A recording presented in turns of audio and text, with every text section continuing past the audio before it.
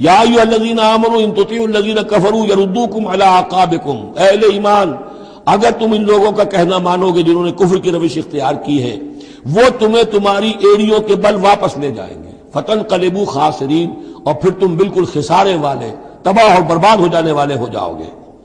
بل اللہ مولاکم، تمہیں تو یہ سمجھنا چاہیے تمہارا مولا، مددگار، پشت پناہ، ساتھی، حمایتی اللہ ہے، وہو خیر الناصرین، اور وہی ہے کہ جو سب سے بڑھ کر مدد کرنے والا، سب سے اچھا مددگار ہے۔ سنلقی فی قلوب الذین کفروا الرعب، ہم ان قریب کافروں کے دلوں میں رعب ڈال دیں گے، بما اشرکوا باللہ، اس سبب سے کہ انہوں نے شرک کیا اللہ کے ساتھ، ما لم ینزل بہ سلطانہ، اور ایسی چیزوں کو شریک ٹھہرایا، ایسی ہستیوں کو یا چیزوں کو جس کے لیے اللہ تعالیٰ نے کوئی سند نہیں اتاری۔ ومأواہم النار وبئس مثوی الظالمین، اور اللہ ان کا ٹھکانہ جو ہے وہ جہنم ہے، اور بہت ہی برا ٹھکانہ ہے ظالموں کے لیے۔ یہ اصل میں اس آیت میں توجیہ ہو رہی ہے کہ وہ کیوں چلے گئے، جبکہ اس درجے ان کو یعنی کھلی فتح حاصل ہو چکی تھی، مسلمانوں کو ہزیمت ہو گئی، حضور اور صحابہ جو ہے انہوں نے پناہ لے لی ہے پہاڑ کے اوپر جا کر۔ خالد بن ولید کہہ بھی رہے ہیں کہ اس معاملے کو اب ختم کرنا چاہیے، روز روز کا ٹنٹا جو ہے وہ اب نہ رہے، لیکن ابو سفیان کے اندر دل میں کوئی ایسا رعب اللہ نے اس وقت ڈال دیا کہ وہاں سے وہ چلے گئے، ورنہ یہ کہ واقعتاً اس وقت صورتحال جو ہے مسلمانوں کے لیے بہت مخدوش ہو چکی تھی۔ وَلَقَدْ صَدَقَكُمُ اللَّهُ وَعْدَهُ إِذْ تَحُسُّونَهُم بِإِذْنِهِ حَتَّىٰ إِذَا فَشِلْتُمْ وَتَنَازَعْتُمْ فِي الْأَمْرِ وَعَصَيْتُم مِّن بَعْدِ مَا أَرَاكُم مَّا تُحِبُّونَ مِنكُم مَّن يُرِيدُ الدُّنْيَا وَمِنكُم مَّن يُرِيدُ الْآخِرَةَ ثُمَّ صَرَفَكُمْ عَنْهُمْ لِيَبْتَلِيَكُمْ وَلَقَدْ عَفَا عَنكُمْ وَاللَّهُ ذُو فَضْلٍ عَلَى الْمُؤْمِنِينَ صدق اللہ العظیم۔ پچھلی نشست میں ایک بات نامکمل رہ گئی تھی۔ حضور کے انتقال کے موقع پر میں نے جیسا کہ آپ کو بتایا کہ پھر حضرت ابو بکر جب تشریف لائے انہوں نے پھر خطبہ دیا، اس میں یہ آیت بھی پڑھی، وما محمد الا رسول قد خلت من قبلہ الرسل افإن مات أو قتل انقلبتم على أعقابكم ومن ينقلب على عقبيه فلن يضر الله شيئا۔ لیکن اس کے ساتھ ہی پھر جو الفاظ انہوں نے خود فرمایا اپنی طرف سے وہ بہت ہی بڑے اہم الفاظ ہیں، اور بڑی جو سمجھیے کہ ہمت اور جرت کا مظہر ہے۔ من کان یعبد اللہ، من کان یعبد محمدا فإن محمدا قد مات، جو کوئی بھی بندگی کرتا تھا، پوجتا تھا محمد کی، وہ سن لے کہ محمد کا انتقال ہو گیا صلی اللہ علیہ وسلم۔ ومن کان یعبد اللہ فإن اللہ حی لا یموت، اور جو کوئی اللہ کی بندگی کرتا تھا، اللہ کو پوجتا تھا، وہ یاد رکھے کہ اللہ تعالیٰ زندہ ہے، اس پر موت وارد نہیں ہوگی۔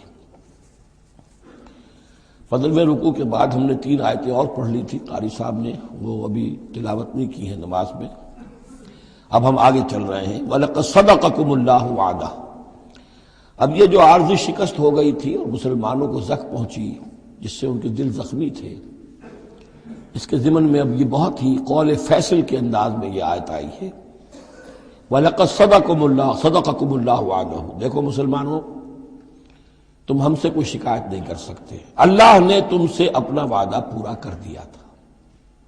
اِذْ تَحُسُّونَهُم بِإِذْنِهِ، جبکہ تم انہیں قتل کر رہے تھے اللہ کے حکم سے، تہتے کر رہے تھے، فتح ہو گئی تھی، ہمارا وعدہ پورا تھا۔ حتی اذا فشلتم وتنازعتم فی الامر وعصیتم من بعد ما اراکم ما تحبون، یہاں تک کہ جب تم ڈھیلے پڑے، یہاں ڈھیلے کا ترجمہ کچھ اور بھی کیا گیا ہے، میرے نزدیک تم نے ڈسپلن کو ڈھیلا کیا۔ نظم جو ہے سم و طاعت، اور سم و طاعت میں ظاہر بات ہے کہ ایک ہی شخص کی اطاعت نہیں ہوتی، حضور صلی اللہ علیہ وسلم کی اطاعت بھی فرض تھی، اور حضور نے کسی کو امیر مقرر کیا اس کی اطاعت بھی فرض تھی۔ آپ نے فرمایا من اطاعنی فقد اطاع اللہ، جس نے میری اطاعت کی اس نے اللہ کی اطاعت کی، ومن عصانی فقد عصى اللہ، جس نے میری نافرمانی کی اللہ کی نافرمانی کی، ومن اطاع امیری فقد اطاعنی، جس نے میرے مقرر کردہ امیر کی اطاعت کی اس نے میری اطاعت کی، ومن عصى امیری فقد عصانی، جس نے میرے نامزد کردہ امیر کی نافرمانی کی اس نے میری نافرمانی کی۔ تو اگرچہ حضور کے قول کی تو انہوں نے تعویل کر لی تھی کہ حضور نے تو ہم سے کہا تھا وہ شکست کی صورت میں کہ اگر ہم سب بھی اللہ کی راہ میں قتل ہو جائیں، تم دیکھو کہ چیلے اور کوے ہمارا گوشت کھا رہے ہیں، تب بھی یہاں سے مت ہٹنا. تو ایک تعویل ہو گئی تھی. انہوں نے جان بوجھ کر حضور کے حکم کی خلاف ورزی نہیں کی، لیکن خلاف ورزی کی ہے جو لوکل کمانڈر تھے ان کے حکم کی. ومن عصا امیری فقط عصانی. یہ ہے اصل معاملہ اجتماعی زندگی کا. جب تک ڈسپلن جماعت نہ ہو، سم و طاعت جو ہے کسا ہوا نہ ہو، نظم جو ہے پورا نہ ہو. اب وہ درجہ بدرجہ ہوگا. فوج کا ایک سپہ سالار ہے، لیکن پوری فوج میں پھر کوئی داہنا بازو ہے، میسرہ ہے، میمنہ ہے، قلب ہے، پیچھے ہے، ہراول دستہ ہے، ہر ایک کا ایک کمانڈر ہے. اب وہاں پر یہ کہ اگر ان کے جو بھی احکام ہیں ان سے سرتابی ہوگی تو وہ فوج جو ہے پھر جو اس کا انجام ہوگا وہ آپ کو معلوم ہے. تو نظم تو ہے ایک جماعت کے اندر درجہ بدرجہ جو بھی نظام سم و طاعت ہے اس کے پورے کی پابندی کرنا. حتیٰ اذا فشلتم، جب تم ڈھیلے پڑ گئے، وتنازعتم فی الامر، اور امر میں تم نے جھگڑا کیا، وعصیتم من بعد ما اراکم ما تحبون، اور تم نے نافرمانی کی اس کے بعد کہ تم نے وہ چیز دیکھ لی جو تمہیں محبوب ہے. میری تعویل اس آیت کے بارے میں یہ ہے، اور بعض علماء نے تو خیر اس کو بہت پسند کیا ہے، بعض نے جو صحابہ کرام سے اتنا قلبی لگاؤ نہیں رکھتے انہوں نے کہا یہ خامخواہ کو صحابہ کی وکالت کرتے ہیں. میرا یہاں پہ موقف یہ ہے کہ بعد ما اراکم ما تحبون سے مراد مال غنیمت نہیں ہے، اس لیے کہ مال غنیمت کی تقسیم کا قاعدہ جو ہے غزوہ بدر کے بعد ہو چکا تھا. چاہے کوئی شخص کو جمع کرے نہ کرے برابر کا حصہ اسے ملے گا. یہاں من بعد ما اراکم ما تحبون سے مراد فتح ہے، اور اس کے لیے قرآن یفصل بعضہ بعضا، سورہ صف کی وہ آیت وَأُخْرَىٰ تُحِبُّونَهَا نَصْرٌ مِّنَ اللَّهِ وَفَتْحٌ قَرِیب. گویا کہ یہاں بندہ مومن کو دنیاوی کامیابی کو بھی اپنا مقصود نہیں بنانا ہے. کامیابی کسے پسند نہیں ہے؟ مقصود نہیں. مقصود ہے اللہ کی رضا جوئی اور اپنا فرض ادا کرنا، مقصود یہ رہے. باقی کامیابی ہو ناکامی ہو جو کچھ بھی ہو اللہ کی مرضی ہے، اللہ کی حکمت ہے. اللہ کب فتح لانا چاہتا ہے وہ بہتر جانتا ہے. تو یہاں من بعد ما اراکم ما تحبون اکثر نے یہ سمجھا ہے کہ اس سے مراد ہے مال غنیمت کی طلب میں وہ وہاں پہرا چھوڑ کر چلے گئے. میرے نزدیک یہ بات صحیح نہیں ہے. یہاں پر ما تحبون سے مراد فتح ہے. وَلَقَدْ صَدَقَكُمُ اللَّهُ وَعْدَهُ إِذْ تَحُسُّونَهُم بِإِذْنِهِ حَتَّىٰ إِذَا فَشِلْتُمْ وَتَنَازَعْتُمْ فِي الْأَمْرِ وَعَصَيْتُم مِّن بَعْدِ مَا أَرَاكُم مَّا تُحِبُّونَ مِنكُم مَّن يُرِيدُ الدُّنْيَا. تم میں سے وہ بھی ہیں جو دنیا چاہتے ہیں، دنیا میں کامیابی ہو جائے، ہمارا بول بالا ہو جائے، حکومت ہماری قائم ہو جائے. منکم من یرید الدنیا ومنکم من یرید الآخرہ. تم میں وہ بھی ہیں جو صرف آخرت کے طالب ہیں. ثم صرفکم عنہم، تو گویا کہ تم ہمیں تو ہم سے شکایت نہیں کر سکتے، کوئی شکوہ نہیں کر سکتے. لیکن جب تم نے یہ کام کیا حتی اذا فشلتم وتنازعتم فی الامر وعصیتم من بعد ما اراکم ما تحبون، اس کے بعد فرمایا ثم صرفکم عنہم لیبتلیکم، پھر اللہ نے تمہارا رخ پھیر دیا ان کی طرف سے. پہلے تو یہ تھا کہ وہ بھاگ رہے تھے اور تم ان کے پیچھے ان کا تعاقب کر رہے تھے. اب وہ الٹا معاملہ ہو گیا کہ اب تم پیچھے اپنی جان بچانے کے لیے ادھر ادھر جا رہے ہو. لیبتلیکم، تاکہ تمہیں اور ابتلا میں مبتلا کرے، امتحان اور لے تمہارا. وَلَقَدْ عَفَا عَنْكُمْ، لیکن ساتھ ہی معافی نامہ بھی ہے، اللہ تمہیں معاف کر چکا ہے. جو بھی خطا ہو گئی ہے، جو بھی غلطی ہو گئی ہے، کسی سے ہوئی ہے، اللہ نے معاف فرمایا.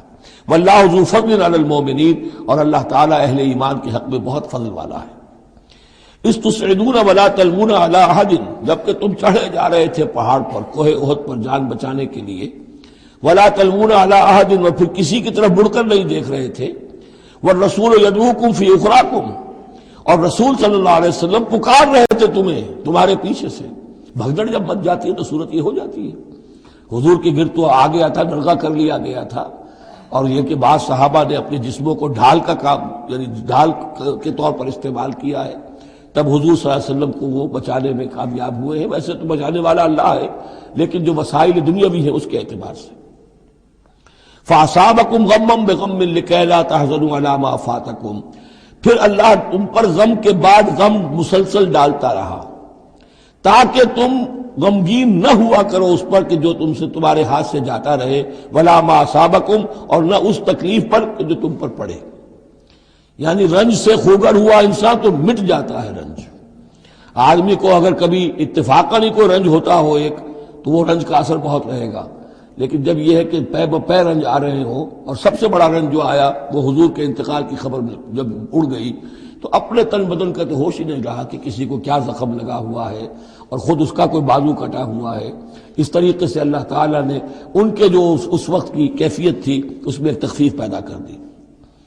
واللہ خبیر بما تعملون، اور اللہ تعالیٰ باخبر ہے اس سے جو تم کر رہے تھے۔ ثم انزل علیکم من بعد الغم امنۃ، پھر اس غم کے بعد اللہ تعالیٰ نے تم پر ایک اونگ، نیند سی طاری کر دی، نعاسن امنۃ نعاسن یغشا طائفۃ منکم، کہ جو تم میں سے ایک گروہ کے اوپر جو ہے وہ طاری ہو گئی۔ اور یہ نیند جو آتی ہے یہ اطمینان قلب کا مظہر ہوتی ہے کہ جیسے اب سب کچھ انسان نے بھلا دیا اور یہ کہ ایک اس کی کیفیت جو ہے ہو گئی ہے، تو یہ اللہ کی رحمت کے طور پر ہوا۔ وَطَائِفَةٌ قَدْ أَهَمَّتْهُمْ أَنفُسُهُمْ يَظُنُّونَ بِاللَّهِ غَيْرَ الْحَقِّ، البتہ ایک گروہ ایسا تھا کہ جنہیں اپنی جانوں کی پڑی ہوئی تھی اور وہ اللہ کے بارے میں ناحق گمان کر رہا تھا، ظن الجاہلیہ، جہالت والے گمان کر رہا تھا۔ یعنی اگر کوئی بچے کھچے منافقین بھی رہ گئے تھے عبداللہ ابن ابی کے 3 سے آدمیوں کے جانے کے بعد، اگر کوئی 2-4 ہوں تو ان کا حال یہ تھا کہ اس وقت انہیں اپنی جانوں کے لالے پڑے ہوئے تھے، جب یہ کیفیت ہو تو وہ اون کیسے آئے گی؟ تو ان کا تو حال یہ تھا کہ ان کے دل میں وسوسے آ رہے تھے کہ اللہ نے تو مدد کا وعدہ کیا تھا، وہ مدد تو پھر جھوٹی ہو گئی، بات تو اللہ کا جو ہے اللہ کی بات سچی ثابت نہیں ہوئی۔ ظن جاہلیت ان کے دماغوں میں پیدا ہو رہا تھا۔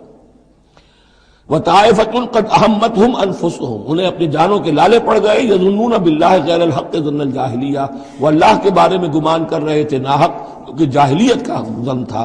يَقُولُونَ هَلْ لَنَا مِنَ الْأَمْرِ مِنْ شَيْءٍ، اور وہ کہہ رہے تھے کہ ہمارے لیے بھی کوئی اختیار میں حصہ ہے یا نہیں۔ ہو سکتا ہے یہ وہ لوگ ہوں جنہوں نے اس وقت بھی مشورہ دیا تھا کہ جیسے حضور کی رائے تھی کہ مدینے کے اندر ہی محصور رہ کر جنگ کی جائے، ہماری بات نہیں مانی گئی تو ہمارا بھی کوئی اختیار ہے کہ نہیں، ساری بات محمد کی چلے گی صلی اللہ علیہ وسلم۔ یہ بھی جماعتی زندگی میں ہوتا ہے، انسان جو ہے پسند نہیں کرتا، ہر شخص چاہتا ہے میری بات بھی ہو، میری بات کو بھی مانا جائے، میری رائے جو ہے وہ بھی چلے۔ آخر ہم سب اپنے امیر کی رائے ہی مانتے رہے، کیسے ہوگا؟ تو حل لنا من الامر من شیء، وہ ہمارے بھی اختیار میں کچھ ہے یا نہیں، ہمارا بھی کوئی اختیار ہے کہ نہیں۔ قل، کہہ دیجئے ان الامر کلہ للہ، امر اور اختیار تو کل کا کل اللہ کے لیے ہے۔ یخفون فی انفسہم ما لم یبدون لک، اے نبی یہ اپنے دل میں وہ بات چھپا رہے ہیں ما لا یبدون لک، جو آپ پر ظاہر نہیں کر رہے، ان کے دل میں کیا ہے اب اللہ کھول کر بتا رہا ہے۔ یقولون لو کان لنا من الامر شیء، یہ کہہ رہے ہیں کہ اگر ہمارا اختیار چلتا، ہماری رائے مانی جاتی، ہمارے مشورے پر عمل ہوتا، ما قتلنا ہاہنا، تو ہم یہاں قتل نہ ہوتے، یعنی ہمارے اتنے لوگ یہاں پر شہید نہ ہوتے۔ قل، اے نبی ان سے کہیے لو کنتم فی بیوتکم، اگر تم سب کے سب اپنے گھروں میں ہوتے، لبرز الذین کتب علیہم القتل، تب بھی جن لوگوں کے حق میں اللہ کا فیصلہ ہو چکا تھا کہ وہ قتل ہوں، وہ تو کشا کشا میدان میں پہنچ جاتے، الی مضاجعہم، جو بھی ان کے کھیت رہنے کی جگہیں تھیں اللہ کے علم میں، انہیں وہاں پہنچ جانا تھا۔ یہ تو اللہ تعالیٰ کے فیصلے ہوتے ہیں، تمہاری تدبیر سے اس کا کوئی تعلق نہیں۔ جن کے لیے یہ طے تھا اللہ کے علم میں، اللہ کی مشیت میں کہ انہیں یہ جو خلعت فاخرہ ہے، شہادت کی پہنانی ہے، وہ آتے خود بخود پہنچ جاتے، گھروں سے نکل کر آتے کشا کشا۔ وَلِيَبْتَلِيَ اللَّهُ مَا فِي صُدُورِكُمْ، اور یہ تو اللہ تعالیٰ اصل میں جھان پھٹک کر رہا ہے جو تمہارے دلوں میں ہے، اس کی ابتلا کر رہا ہے، آزما رہا ہے۔ وَلِيُمَحِّصَ مَا فِي قُلُوبِكُمْ، اور تاکہ وہ بالکل پاک اور خالص کر دے جو کچھ تمہارے دلوں میں ہے۔ وَاللَّهُ عَلِيمٌ بِذَاتِ الصُّدُورِ، اور اللہ تعالیٰ سینوں کے اندر کی مخفی باتوں کو بھی جانتا ہے۔ إِنَّ الَّذِينَ تَوَلَّوْا مِنكُمْ يَوْمَ الْتَقَى الْجَمْعَانِ، وہ لوگ کہ جو میدان جنگ سے چلے گئے اس دن جس دن کی دو جمعیتیں ایک دوسرے کے مقابلے میں آئیں۔ یہ تذکرہ ہو رہا ہے کچھ ایسے حضرات کا کہ جو جنگ کی جب شدت ہوئی تو وہ جان بچانے کے لیے جیسے کچھ لوگ کوہ احد پر چڑھے تھے، وہ ذرا اس سے آگے بڑھ کر میدان ہی سے فرار کر گئے۔ ان میں حضرت عثمان رضی اللہ تعالیٰ عنہ کا نام بھی آتا ہے۔ اب وہ کیفیت ایسی اضطراری کیفیت تھی کہ اس میں کسی سے کسی ضعف کا، کمزوری کا اظہار ہو جائے تو وہ بالکل ایک قرین قیاس بات ہے۔ جب حضرت عمر سے اظہار ہو گیا تو اور بہرحال حضرت عثمان رضی اللہ تعالیٰ عنہ کا درجہ تو ان کے بعد ہی ہے، وہ جذبات میں آ کر تلوار چھوڑ کر بیٹھ گئے۔ تو اسی طرح کی بات ہے، ان الذین تولوا منکم یوم التقى الجمعان، بے شک وہ لوگ جو ہٹ گئے میدان سے، فرار کی راہ اختیار کر گئے، جس دن کے دو فوجیں آپس میں لڑی، انما استزلهم الشیطان بعد ما کسبوا، یہ اصل میں شیطان نے ان کے پاؤں پھسلا دیے تھے ان کے بعض افعال کی وجہ سے۔ کوئی کسی وقت تقصیر ہو گئی ہے، کوئی کوتاہی کسی وقت ہو گئی ہے، اور وہ ہر ایک سے ہو سکتی ہے، معصوم تو صرف نبی ہوتے ہیں۔ اس کی وجہ سے شیطان کو پھر موقع مل جاتا ہے کہ کسی موقع پر وہ اڑنگا لگا کر اس شخص کو، خواہ وہ کتنا ہی نیک ہو اور کتنا ہی صاحب رتبہ ہو، پھر یہ کہ کہیں کسی جگہ پھسلا دے۔ وَلَقَدْ عَفَا اللَّهُ عَنْهُمْ، اللہ انہیں معاف کر چکا ہے۔ یہ الفاظ بہت اہم ہیں، اس لیے کہ اہل تشیع نے اس چیز کو بہت اچھالا ہے۔ حضرت عثمان کی جو ہے وہ توہین کرتے ہیں، ان کے اوپر تنقید کرتے ہیں کہ یہ تو بھاگ گئے تھے میدان جنگ سے پیٹ دکھا کر، اب وہاں یہ بھول جاتے ہیں کہ اللہ تعالیٰ نے تو اعلان کیا ہے ان کی معافی کا، چاہے حضرت عثمان تھے یا اور بھی تھے۔ وَلَقَدْ عَفَا اللَّهُ عَنْهُمْ، اللہ انہیں معاف کر چکا ہے۔ اب کسی مسلمان کے لیے جائز نہیں ہے کہ ان پر زبان تان دراز کرے۔ ان اللہ غفور حلیم، یقیناً اللہ تعالیٰ معاف فرمانے والا اور حلم والا ہے، حلیم۔ لا الہ